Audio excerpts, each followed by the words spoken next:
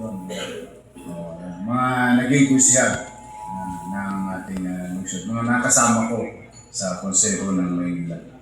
To our mentor, Felixberto Espiritu.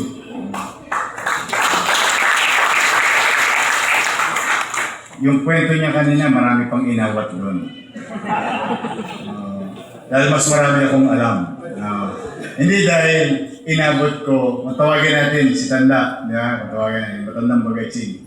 Hindi dahil sa kwento ni Lex P. Ayoko lang sabihin, para may magsabunutan dito. But I'm really, Felix talaga, dami niyan. Well-loved yan.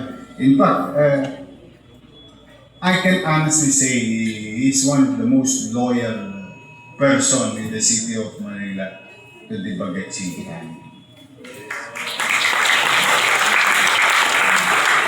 I know it very well because sometimes I have to manage it.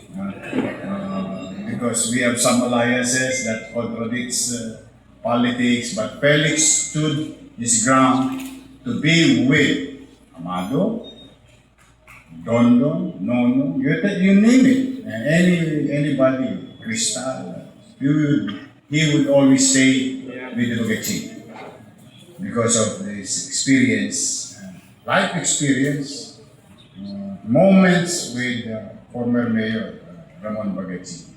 Kaya very loyal yan.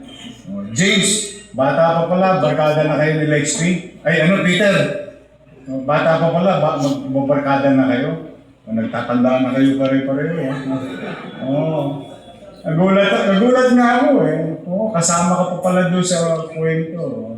Si Peter is also isa sa mga mabubuting Manilain yung laging tumutulong sa syudad.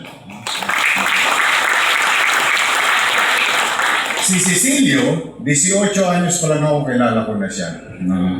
Cecilio Pedro, our former CII president. 18 anyos ako nung nakilala ko si Cecilio dahil sa programang That's Entertainment.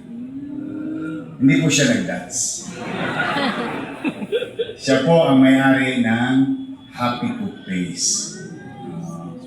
At the time, Kuya Germs, bukod sa alam niyong Bird Street, ang partner ng show, ng GMA Super Show, That's Entertainment at Walang Tulugan is Happy Toothpaste. So I was introduced to Cecilio as owner. Kaya talagang ang tadhana hindi mo masasabi. Doon kami nagkakilala sa mga kumikinig, makikislap na bituin.